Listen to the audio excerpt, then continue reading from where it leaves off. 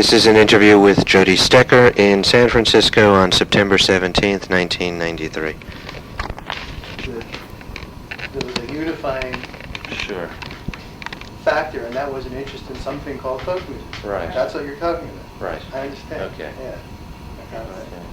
That's it. Yeah. That's right. And I think that has some discrete boundaries that we're trying to tell the story of, and what we're trying to do is look at the various strains of that which run through folks developing an interest in blues or bluegrass, and I think the topical singers that came out and used folks,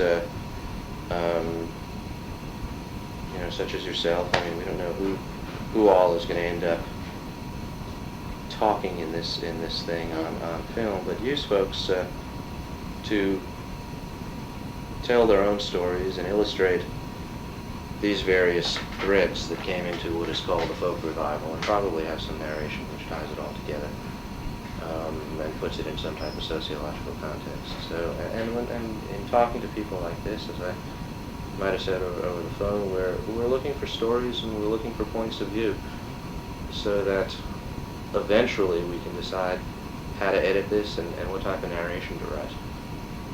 After we get a lot more than we have, I think. But that's the ultimate goal. And I'm kind of interested in your own. You grew up in Brooklyn, and you'd mentioned to me that within the context of your family, you had seen people's songs bulleted and sing-outs. And so I'm wondering how,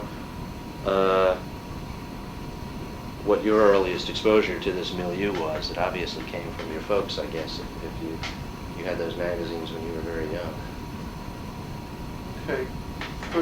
We've got two things to talk about here. First, before I answer that, my problem with the idea about folk revival is the notion of revival, not whether it's folk or not. Right. Okay. And it has to do with something that's happening today, which was not happening in the 60s.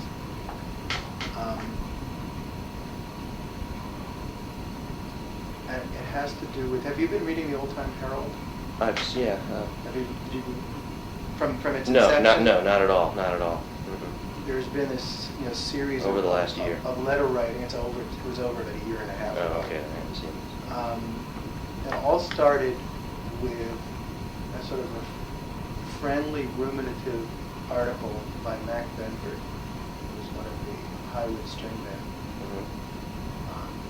called Folklorists and Us, or Folklorists versus Us, or something like that, where he was remembering that a time, which probably was the 60s or even the late 50s, when those who designated themselves as musicians and those who just designated themselves as scholars were the same people. And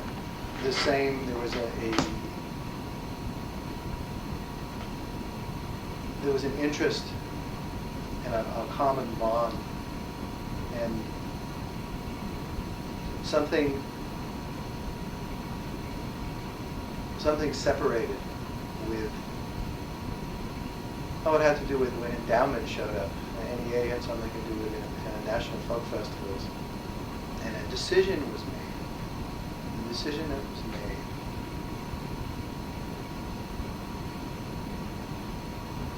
was that the limited funds that were available were going to be used to help those who weren't inclined to help themselves. And that would be regional representatives of regional musics and regional folk arts that weren't musical, storytelling and craft, saddle making and what have you.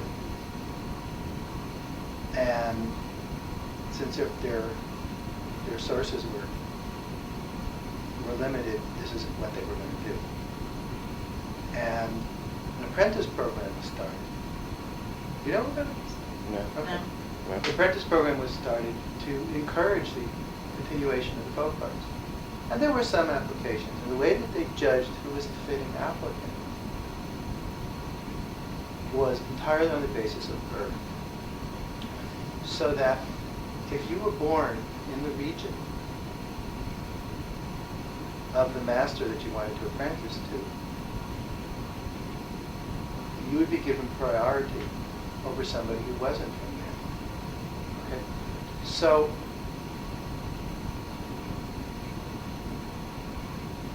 what that meant was that if you were going to play,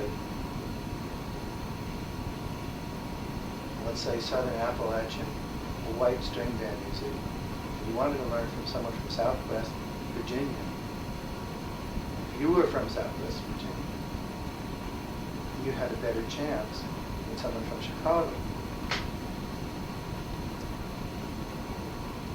God forbid you might be Jewish, then that would totally disqualify. Okay, this is illegal. This is against the Constitution of the United States. This is what I have a problem with an attitude that this is authentic, this is from this. If you're a revival musician, okay, no one would dream of doing this with classical music, with jazz or rock and roll. Oh, you're not born into the European Italian family. You're not related to Vivaldi. Nobody says Seiji Ozawa can't conduct. You know, oh, he's a revival conductor. That's different. He's a revivalist. Okay. What this attitude does, I'm not interested in the money for myself. I never applied. I never was interested. Okay. I'm worried about the overall harm of such a view, which diminishes the musical value of the music. Okay. It sees the music as an emblem of the regional culture, and that diminishes the music. It's better than that.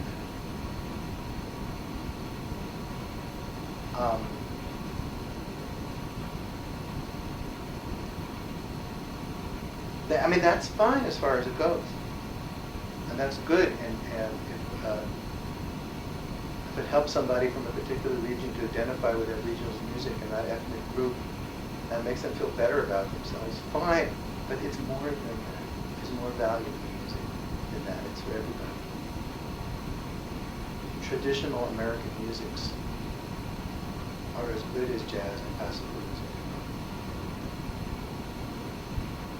It holds its own music.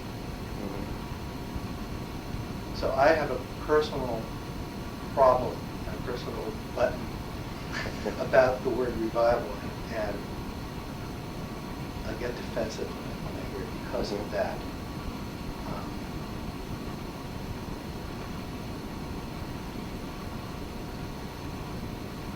I'll give you a real case that happened. Was this one musician who was from Oklahoma, and now lives in Indiana. Was actually related through his mother to the fiddler that the North Carolina fiddler he went to apprentice with. And he was very, very talented. And they only had enough money for one apprentice. And they gave it to a really equally talented guy who was right there. And it really is a toss-up who should have gotten it. But the entire basis was, oh, you're from Oklahoma. Well, in fact, he was in the guy's family, you know. Now, these two kids both ate at McDonald's. They both watched the same TV programs, you know, okay? This idea of static folk culture, you know, and the pristine purity of it, you know, as it always existed. I mean, it's not so. This stuff exists for about 20 years and then changes. It always has. Okay? Yes, there's a regional flavor. Yes, there's a authentic expression. If you listen to fiddlers from Cape Breton Island, even now, you can hear those who've been influenced by Gaelic-speaking grandparents. You can hear the influence of the language in there. You can hear those who got the music from people who are alive now or just recently died, whose grandparents came from Scotland, spoke Gaelic, and remembered how the music was. That is different than those who are living from records. That is different than those who have been influenced by Irish music. And the French-speaking people in Cape Breton Island who play Scottish music with a French accent. And they're bowing, you know. Yeah, these things are different. They're very, very interesting. They're not all the same. But it does change. My interest is in preserving the good musical things because they're musically good and they have some value for a spiritual life. They have some. That's what I mean by music. Value, something for our inner life.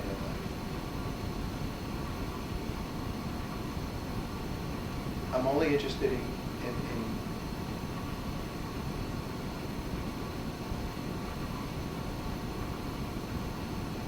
traditional music isn't good because it's traditional. Mm-hmm. It's traditional because it's good. Certain things got kept. Yeah. And others aren't. Okay. Right. A lot of garbage has gotten Yeah. kept as well. You know.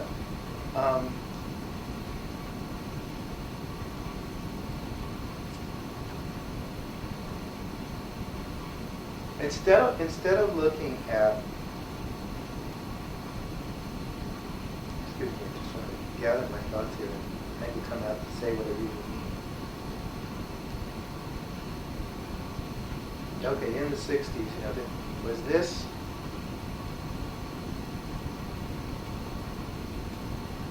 authentic folk music which you heard on the records and what was on any television program? No, usually not, okay.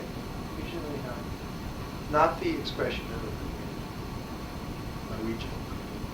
Well, sometimes it was.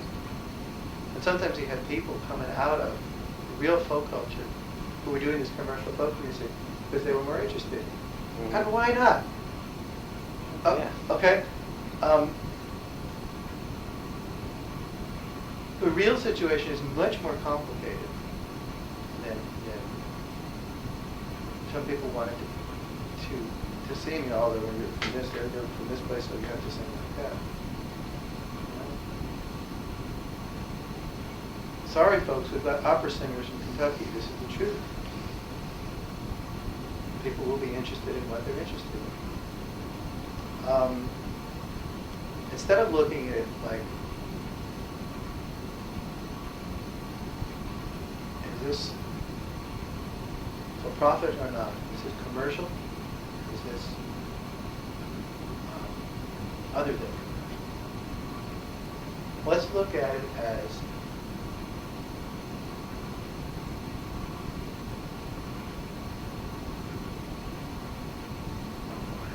I know what I mean. I don't know how to find words for it. We have that problem a lot. There's an authentic, there's a source of the music. And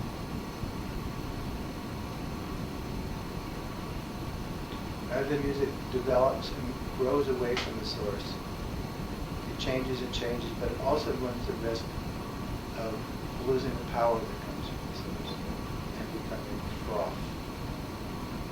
This is what tends to happen.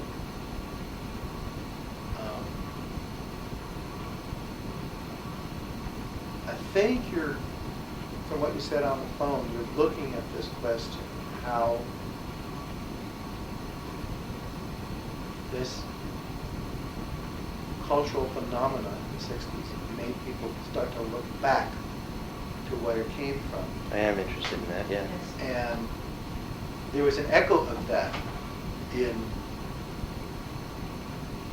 the commercial pop music that was labeled folk in the 60s. There was something in there.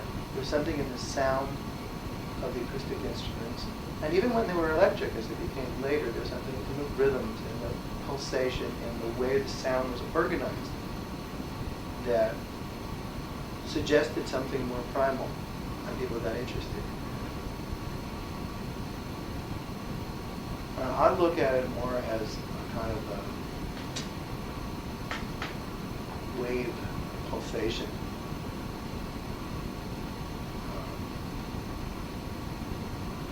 Is that comes back? Mm-hmm. I don't know.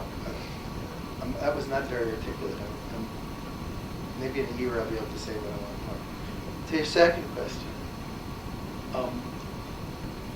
my mother had some old records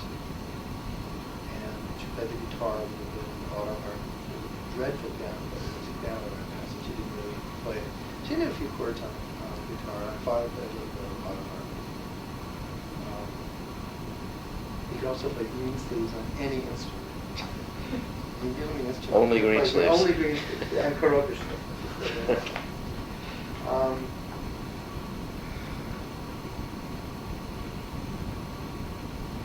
My aunt, Greta Brody, was my mother's sister. She used to sing with the group of friends that eventually became the Weavers.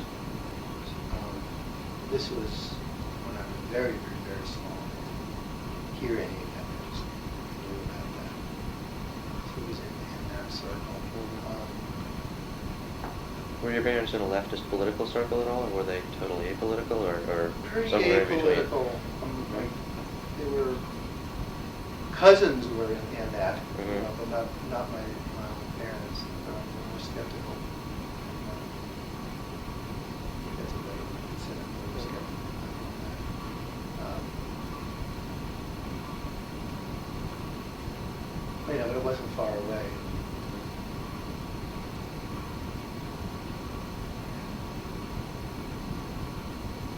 So I had these old 78 records.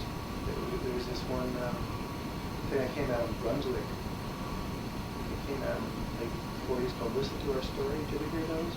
Or Mountain Frolic was another one. It was reissues of stuff that I think was on the Vocalion label.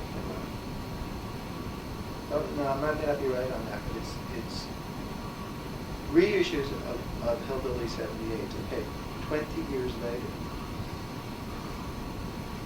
It was considered music from the past. This was let's bring this old music out. That's how much the world had changed from before World War II to after. All right, think about that. 20 years ago was 1974. I know. From now, let's go get out the whole authentic music we had in 1974. Before everything changed. We haven't had even the computer hasn't changed things as much as the war has, I guess. One of the related points that has sort of amused me is that we are today further from the so-called folk revival of the 60s than the people at the time were from the records they were reproducing. You got it. And that's correct. Yeah. It's very, very interesting. Yeah. And yet it seemed to those who were doing the reproducing that they were doing some reproducing. That's very interesting to me because my own mindset now and then, I think I'm telling the truth when I say then, but you never can tell because our memories play tricks on us when we remember how we were. It may not be so. I never looked at the music I was interested in as being something other, being something exotic.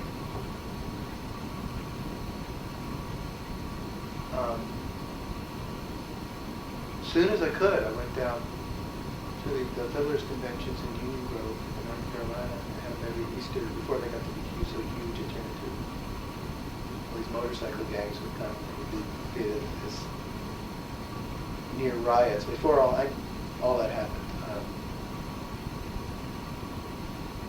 And I'd go listen to the old players, and I just never had the sense, like so many of my friends did, that I was going to some really to Mars.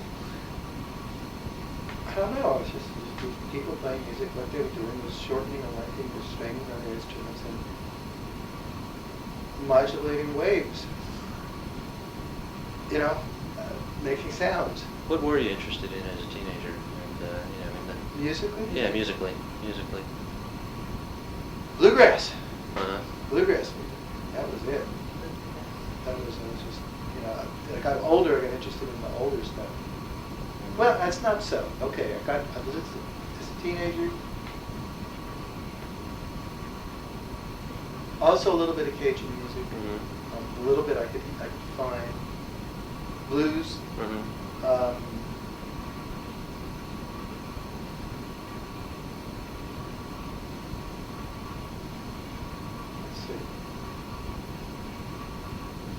didn't really get on the fiddle music, on the fiddle till I turned about 20. Certainly the singing. And I was still in my teenage years when I heard the music from the Bahamas, which is totally floored me.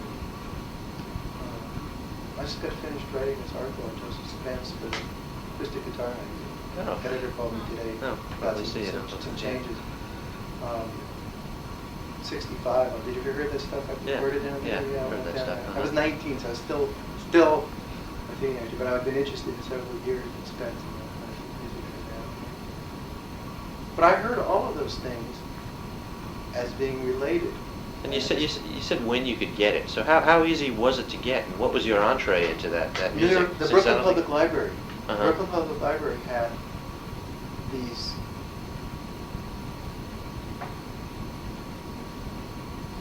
big record collection. And I have this one, in fact I have the record now, it's called French Music, it's on La Louisiana. And it was great, it had a lot of recordings. It doesn't still have the Brooklyn Public Library pocket on it, Well, Jody, does it? No, it's got a great picture on the cover.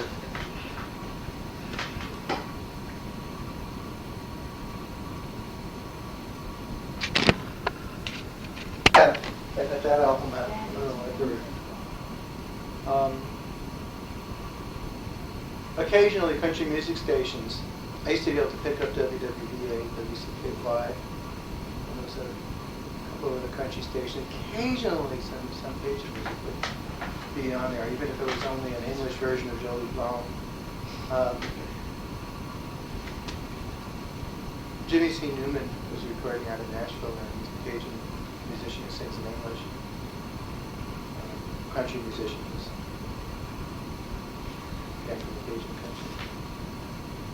And basically your interest was sort of self-developed? I mean, or did you have any mentors or older siblings or somebody who's saying, listen to this or listen to that? Or Well, when the big family get-togethers, with cousins and grandparents and all, we'd all just sing naturally. There was something that would happen. My father, both my parents were teachers, so that we had the summers off. yeah. So the kind of vacations we'd take, this was really neat. We would go in some particular direction, north or west, or could go east again, and find some place to stay, and of which there were, especially in the Northeast, other places, many options back then. People would always rent out their front porch, bed and breakfast type of thing. Right. $10 for the family or something like that. Do you remember that kind of thing? We never did anything like that. You might have. It was very common. Serene just told me these stories. Drive to get to the place. Get someplace. Okay, so my mother and sister liked to sun themselves and up in the water and then sit in the sun somewhere. My father and I both had much lighter skin and didn't care for that at all. We would go searching for a New York Martin guitar.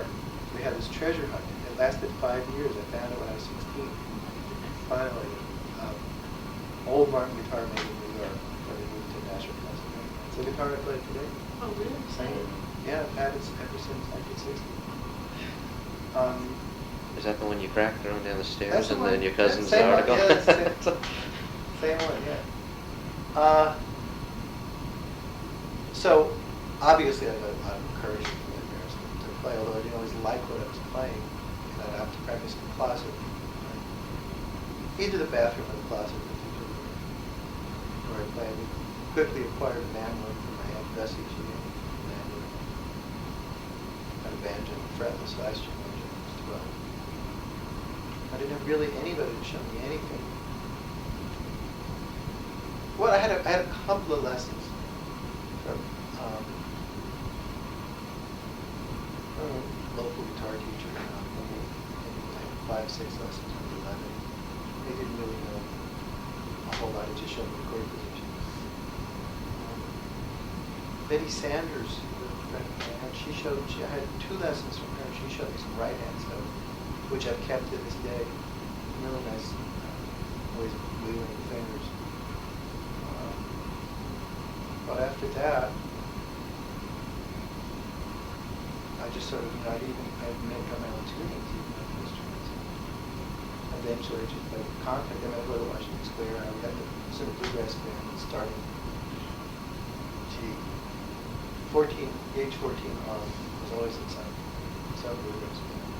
And you just meet people and you hear different things. Well, I was curious then about when did you start picking up with not family members and not records or radio, but people positioned just like yourself, New York kids who were into this music. When did you start connecting with people right there with you? 12? Did you go to the How'd you find them? Yeah. That's Now, what you did. they were right in my school. I see. Okay. All the classmates, it was right there, 2 blocks away. It was other guitar players. I was the only banjo player right in the neighborhood times.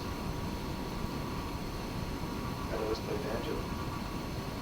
But were these folks people who were as interested as you in exploring different genres, or just strummers?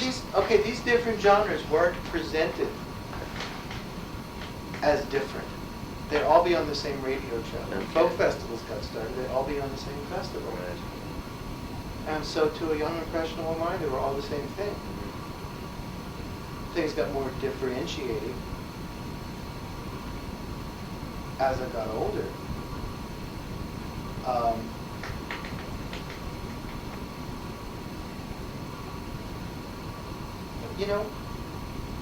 Musicians always know one kind of music for the planet. They know when they're playing blues and when they're playing bluegrass. And it's only really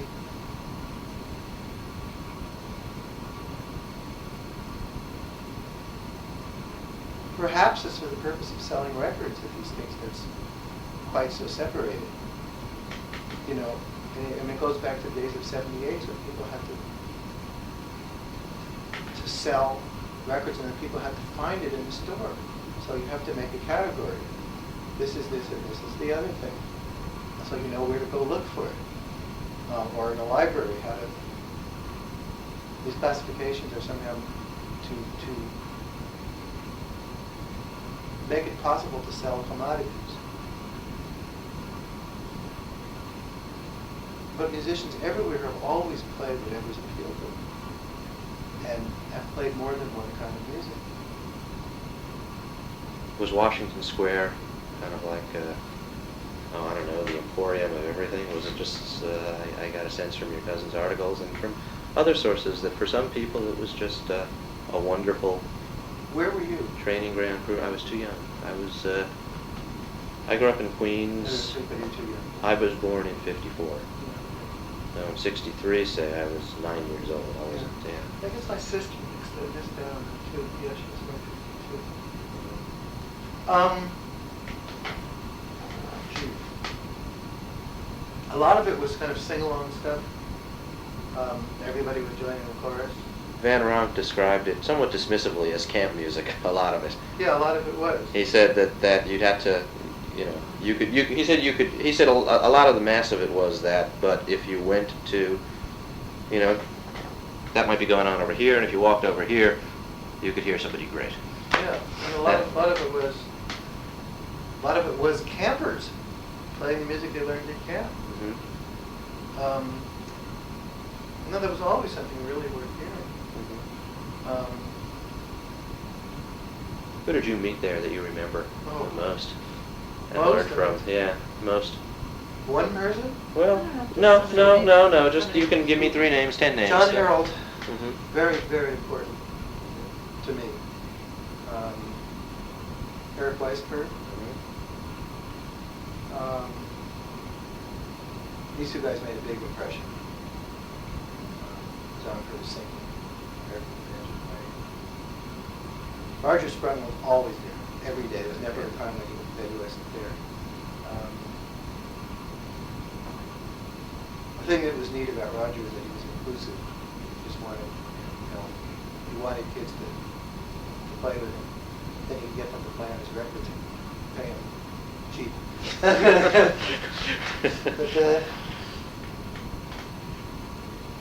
But there was another guy, you may not have heard of, George Dawson. I haven't heard that name. Smoke Dawson.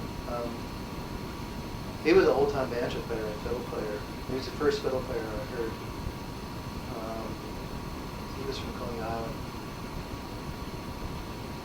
So he was, heard him and there. Gee. A lot of them were my contemporaries, my schoolmates. There were people also, kids from other parts of the city who eventually formed bands with. None of whom the names don't mean a thing to you. They never did anything professional. David Grisman was there, Wayne Winston, Steve Arkin, Steve Mandel. These are bluegrass players.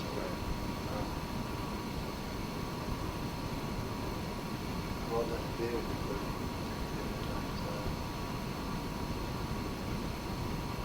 Fred Weiss, from New Jersey, Gene Alger, there's lots and lots of people. Why don't you, maybe we can get some time sense of this. What years are we talking about? The great, the banning of the singers was in April of '61. Which side of that? I mean, did you come after that or Before that. Before that, Were you okay. involved in the rush to do that? No, my mother wouldn't let me go. Oh.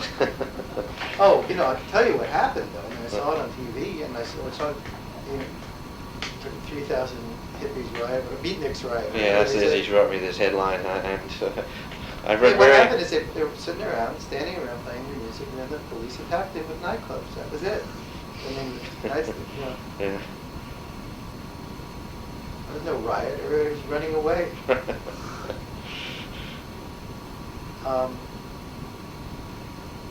So earlier than that, you Earlier, had started oh down yeah. there. Let's see if I can time it.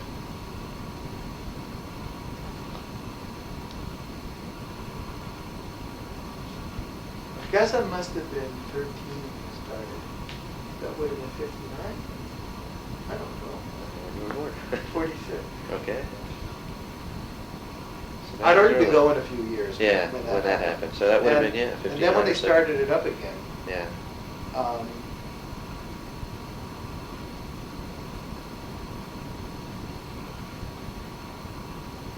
I continued going for a few years, and then it just sort of turned into something else. It just sort of stopped. I don't really know what happened. I guess what happened is when I got out of high school. By that time, 63, it was over. Perhaps I was too busy to go, or I don't know what I stopped going. That's a good question. Maybe it was just not. I'd go and there was nothing there. I don't know. What are the things that might have Maybe happened? the good musicians got to be professionals. They were always on tour.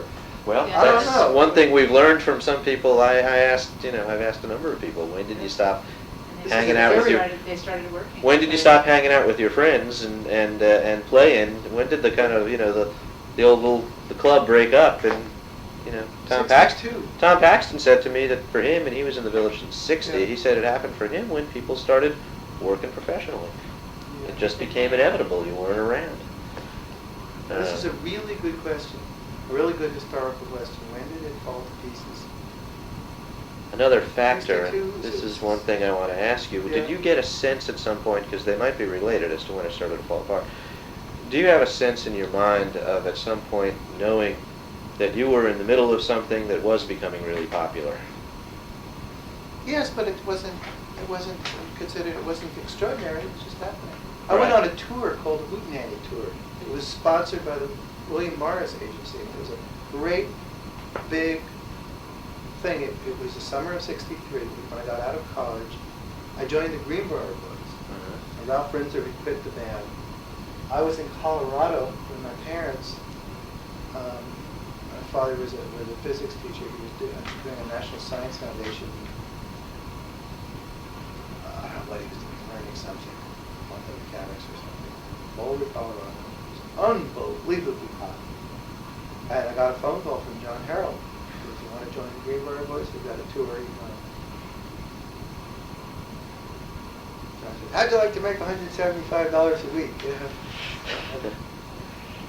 So I flew back and joined. And And keep track of that stuff. joined the whole summer touring with him. Billy Fair was the MC. You know about Billy Fair? I know somewhat about Billy Fair. Yeah, I haven't talked to him, but I. He's around. Yeah. He was, you know, in the late 50s, a very, very accomplished banjo player. He was doing things, imaginative things, that nobody else was. Remember our boys were on it.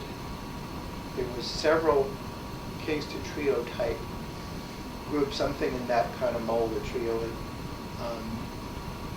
Both of them,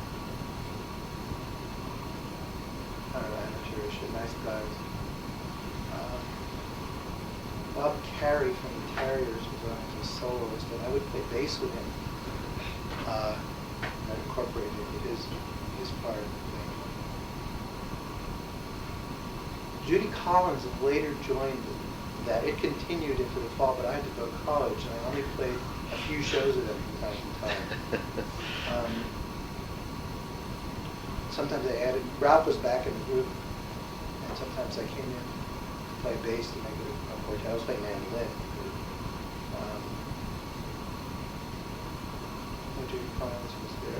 I'm probably leaving out somebody very important. Another person I remember who wasn't on that tour and wasn't at Washington Square that I can remember, but showed up later, was Phil Oakes.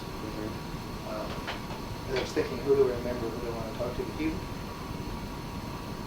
I think you might have mentioned him, or he's mentioned him. He's mentioned in the prospectus, yeah. He was very significant Yeah. to me in that he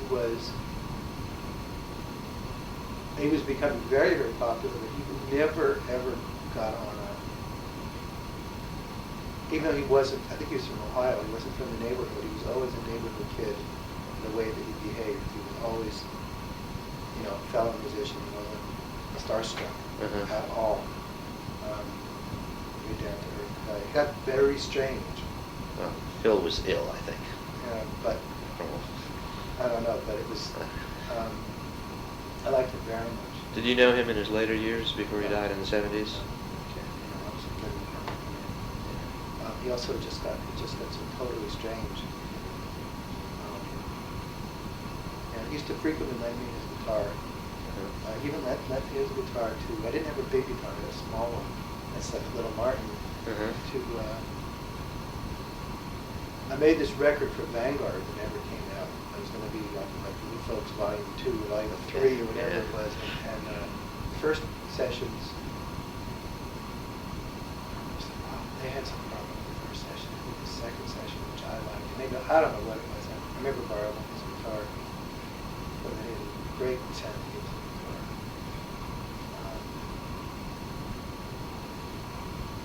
Bob Dylan was around, but I didn't know him. And one had the sense from him that he was on stage all the time. There was no, at least for me, nobody to connect with.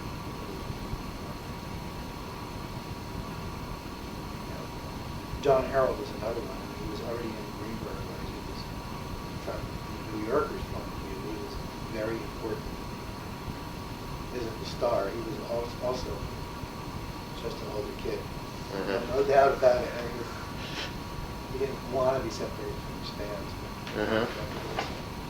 Talk to a young musician, play, be interested in learning from us. So they, you asked me other names, I might tell you. Van Runk, did you know him? Yeah, he was. I didn't really know him. He was, as far as I was concerned, he was playing a totally different kind of music. And he also made it abundantly clear that he didn't like bluegrass. So I didn't want to know him. I could hear Dave doing that.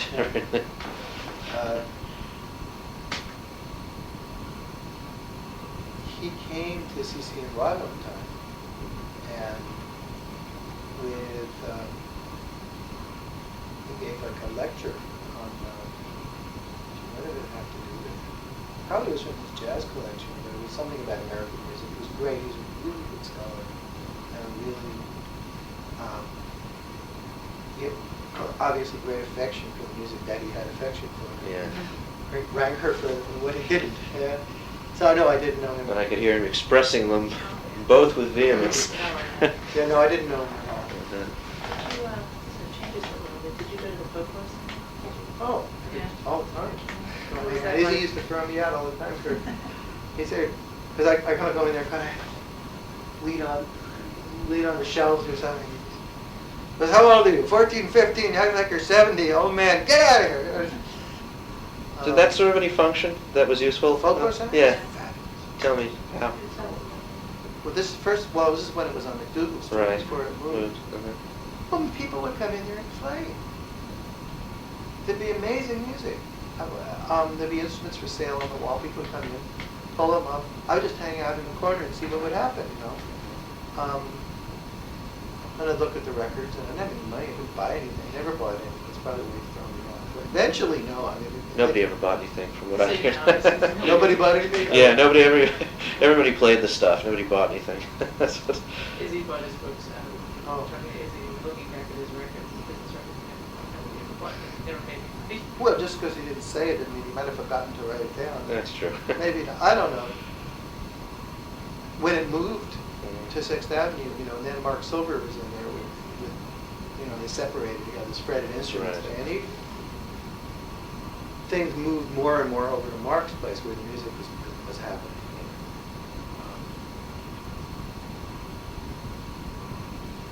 That in those days, I was out of high school. I was in college, and I stopped there almost 8.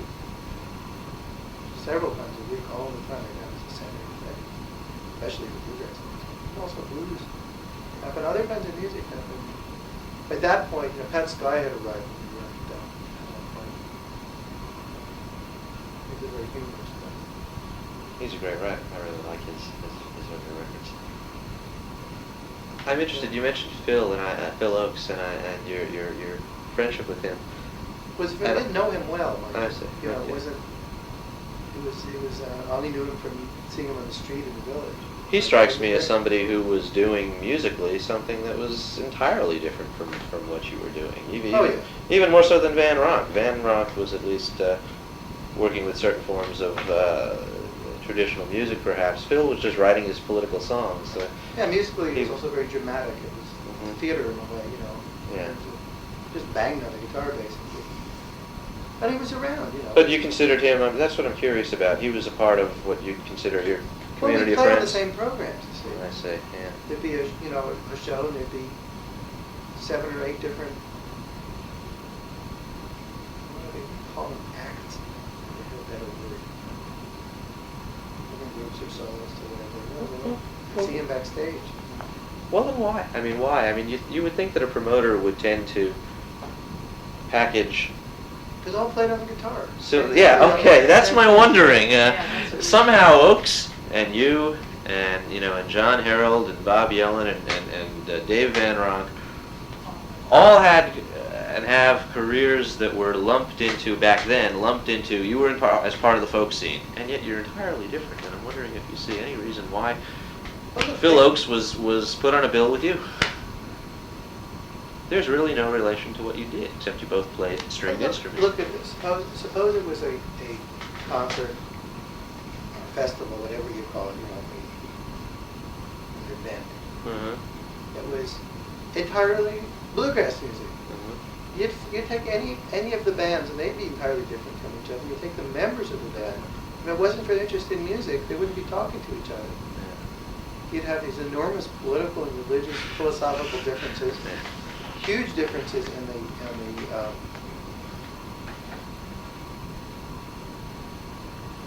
access to money that various people in the band had, from very well endowed to practically starving, and being in the same band with each other. Music was the common bond. And they were all playing music. Let's say it didn't seem strange to me. Sure. It did seem strange to some other people. And it did seem. You have any examples of that? I mean, David Grisman. Yeah. To him, I played several bands with him. To him, this was musically interesting, and this was junk. This was he wanted to hear it. This he didn't want to hear. This is music, and this was theater. This was too pretty and this is too ugly, whatever it was. There was some kind of real discrimination, real kind of categorizing going on in his mind at that time. It wasn't happening. Did you see him the other night on David Letterman? No, I heard about that. I was going to go to sleep. We've been pretty tired lately, but How's that? and I heard I had the intro on, and I walked in, and I didn't know if Letterman said David Grisman, and I thought he did, and I said I think he said David Grisman, so we had to wait to see if it was really David Grisman, and you know, it was and it was fun, but they did an old Grateful Dead song. It was just neat kind of to see him there. David is another one who, I mean, back then, he was in the same boat as I was. It was just more or less scrambling, or, you know, didn't occur to him to make a career until like 10 years later. So he was just picking because he liked to do it. But he's somebody who's completely unchanged. Same. Did you frequent the clubs and the coffee houses, the Gaslight, Folk City, and those? If somebody was playing, I used to play at Folk City. Mhm. My band would have a week-long engagement Really? there from time to time. Named what? What did you? Oh, gee, that one.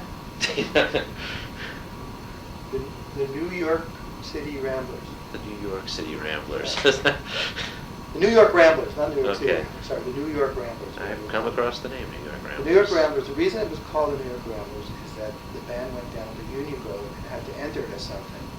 And somebody, I think Winnie Winston says, we're the New York Ramblers. Okay, you know. Okay, that was in, and the name stuck. That was Winnie, banjo, and David Grisman, mandolin, me on guitar. Fred Wise, from various times, played either bass or banjo or fiddle, depending. Gene Lowenshire played fiddle, and then Fred would play bass. If Winnie wasn't there, then Fred would play banjo. He played everything. Or there were times that I wasn't in the band, and Eric Thompson was the guitar player. You know, Eric lives out here. Yeah, I know Eric. I didn't know he was from New York. He wasn't. Oh, No, he was from okay. California, but he was in New York for 1 year. I see. Or half a year. Okay. Or Jim Field from Boston. He was in the band sometimes. Seems every time they had a real high-paying gig, Jim was in the band. Some people are good at that. Sometimes I was too busy in school, or I was in tour with the Greenbrier Boys, or I was doing something else. Did you pick up that periodically? You said you toured with them for a summer, and then you went to school. Did you continue to tour? Okay, you just did it as a. No, because they got Frank Wakefield, and then that was it. That was it. And then the band just. Yeah. Then Bob left America. That was the end of that.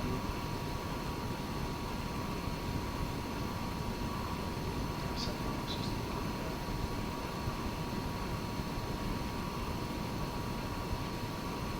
Yeah, I mean, you asked me about the clubs. I went to the Gaslight once, I think, and that was to hear Bill Monroe. Basically, I wasn't really into the whole social scene of the village, and quite peripheral to all of that. One thing, it's a long way from where I lived. Yeah. Brooklyn. Where did you live, by the way? Avenue C in East 5th Street, East Flatbush. Yeah. You know where that is? Yeah, we both know. We both grew up in Queens and knew it. In fact, I was born in Williamsburg and lived there for the first few years of my life. Although I was too young to get around, I had relatives and friends in Brooklyn. 1 block from Ocean Park. I still have the relatives there. Yeah.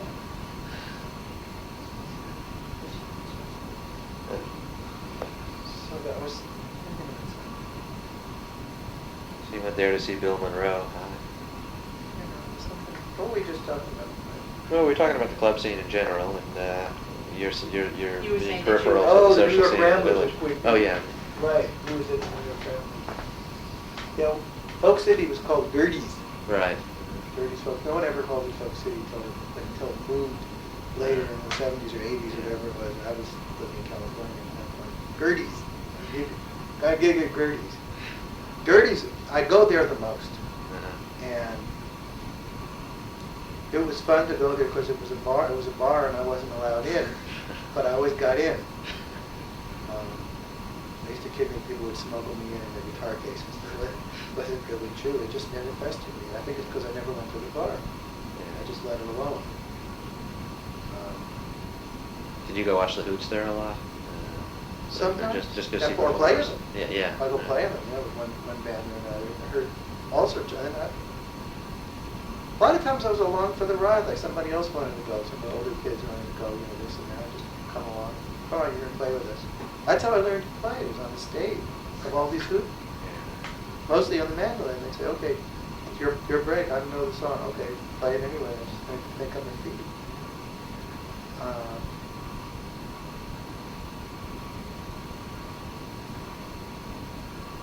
Yeah, but I didn't learn paid for any of this. It didn't occur to me. It's just a whole lot of fun. When did you start thinking you were going to career out of music? You just... Career out of music? Yeah, 1984 or 5. Oh. Although I never earned money any other way. Yeah, I was going to say, what did you do through the 70s? Because that's a long way. You were a grown-up through all of them. I have my students. Okay, so and you were making a career out of music. You might have. Well,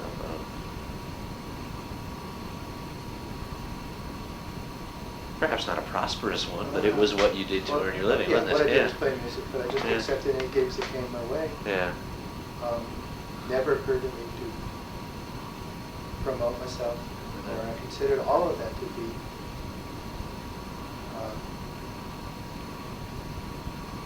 to say the least, extremely undignified.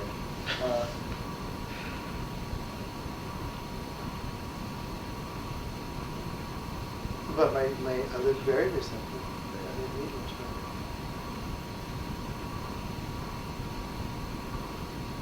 You mentioned seeing Bill Monroe at the Gaslight, and in looking back at it in retrospect, as Doreen and I are doing now, and reading about it, it's evident that through the very deliberate efforts of certain people, such as Ralph Rinsler, gigs like that came about. I mean, Ralph made a point of taking people like Bill Monroe and Doc Watson and Dewey Balfa and bringing them in front of audiences that never heard of them before. Were you aware back then of the work that those people were doing? Absolutely not. I just completely took it for granted. Here it is. Okay, let's go. And I knew Ralph. Uh-huh. But I was a kid. I didn't know about how things. Sure. No, I didn't understand this at all. These are just, as far as I was concerned, these were just things that were happening, and it didn't occur to me that they were in any way extraordinary. Uh-huh. What you say, of course, is right. Yeah. He and other people did make these enormous efforts and did a lot of work and made it happen. Yeah. No, it's just what it was. Well, it's interesting. I mean, it's interesting to hear you say that, because you are, frankly, I think, and maybe you'll bristle at this or say you're not, but you're an example of what I think then that the folk boom, whatever you want to call it, what it accomplished. It enabled you to go see Bill Monroe in New York City and simply take it for granted, which I think is a wonderful, wonderful. Of course, if it wasn't for that, I wouldn't have known. I don't think. Although, like I said, I was listening to country radio.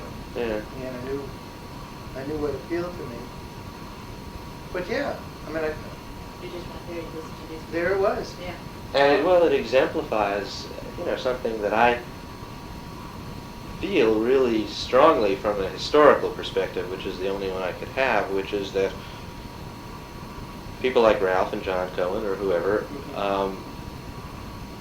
their efforts concentrated in a certain time in history did bring this music to a different audience. Almost the Friends of Old Time Music. Yeah, John's organization, and Izzy was involved in that to some degree, wasn't he?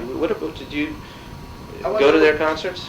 Every one of them. Where Except did they for the hold first, them? I missed the first one, but all the others, yeah. What? Where did they hold them? Were they in the schools? Were they held them in School schools? auditoriums. That's what I recall for most of them. Cheap rent, Uh-huh. They were great concerts. Oh, they were fantastic. So I didn't know John back then. I got to know him very well later. And from John, I learned really what happened. John knows very well. This person did this this happened like that. We had to do this. We didn't get paid for this one. This guy didn't get paid for this one. He got paid double. He copyrighted that and shouldn't have. Whatever. John knows exactly what happened. But he was at least 12 years old. John just turned 60. Last year he turned 60. He should probably 61 this year. Yeah, that's 15 years. Yeah. I mean, he had a completely different perspective. Yeah. I was in high school and junior high for most of all this. The only thing I knew back then is I knew how strings worked. I didn't know it. What's that Woody Allen movie where he's asking his parents, how could Hitler be? Do you remember this one? His father says, how do I know? I don't even know how the can opener works. I didn't even know how the can opener worked, let alone how concerts were put on, or how people. I just went. Yeah, there it was. Do you remember any of those concerts? Oh. Tell me about something. That was the What best. pops into your head? That's Go ahead. the best stuff. That was. What do you recall? Anything? Joseph Spence and his sister Edith, and a whole group of the Bahamas.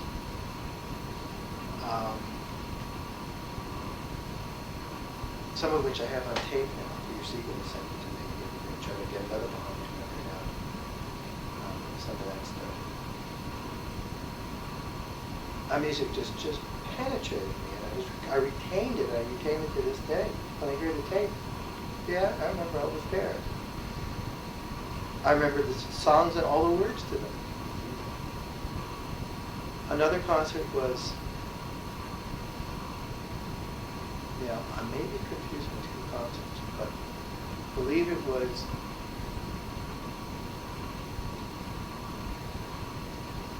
the McGee brothers, Sam and Kirk McGee. They had Arthur Smith with them. I don't remember. The McGee brothers and a band from Galax, Round Peak area, like Virginia, North Carolina border. Kyle Creed was in it. Maybe Ernest Eastcheap. Fred Cockrum and Kyle Creed, I believe. I'm not sure, but it's a great old time story. A concert of Bill Monroe, the Bluegrass Boys, and Doc Watson at Town Hall. And the Doc and Bill Monroe stuff that they put together came out on the record. Bunch of Bill Monroe concerts, Stanley Brother concerts, 3 Stanley Brother concerts, or at least 2 I can remember. One was at a hall in NYU. It was the first time I heard it. 2 guitars, band, and a bass. And the next time,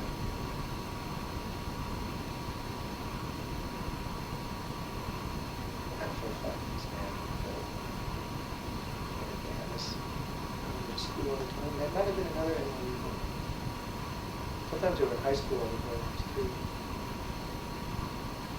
I remember another concert. I don't know who sponsored this one. It wasn't Friends of Old Time Music. It was earlier. It was Latin Scruggs and Joan Baez.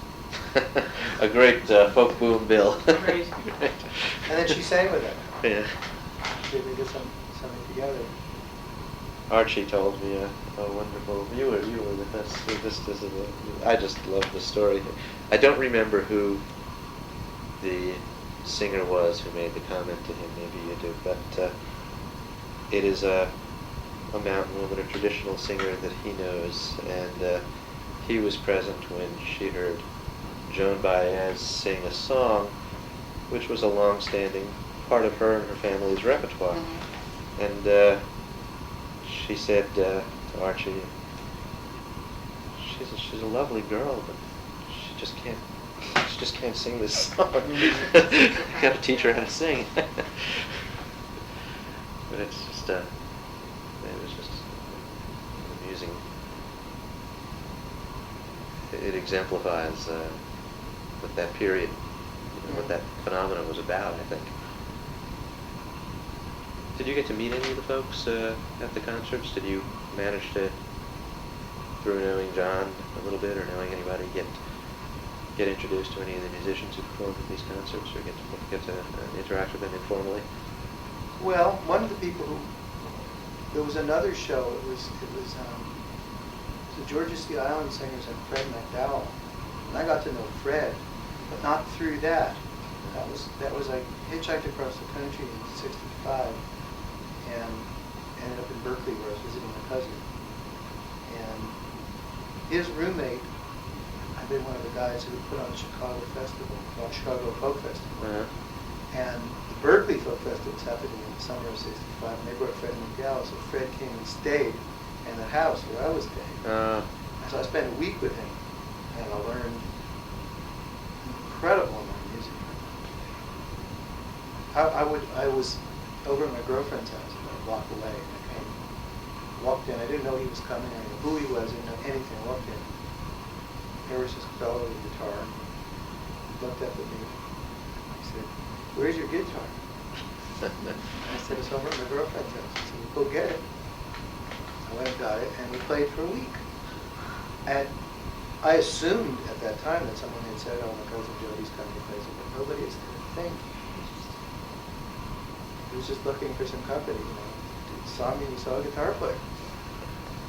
And he wouldn't let me play. He played in these open chords. He played in his two tunings where you play guitar? No. Well, he tuned his guitar differently than the standard tuning. And he always wanted me to play in standard. He would play with a slide, the bottleneck. And every time, you know, we would take a break or something to eat or whatever, he didn't eat, he just drank. I would eat. I quickly tuned my guitar how he had to play with the slide. He didn't want me to do that, at least not with him. He wanted me to be the other guitar. He wanted the two of them to be different. He wanted me to play in standard, but he played that way. He wanted us doing the same thing. I'd be doing something. So he was the one who helped me with my timing. Because the only comment he ever offered was take your time.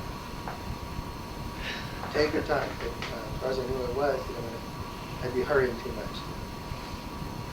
But he was great. Just got a whole lot to it. But like I said, I never memorized his pieces. He wouldn't let me. He wouldn't let me play. Every time I played just what he was doing the way he was doing it, he didn't want it. He wanted me to play something complimentary. Well, and they went along with it. Maybe he was a good natural teacher. But that was good too, to learn to do that. Well, exactly. I said he might have been a good Yeah. intuitive teacher.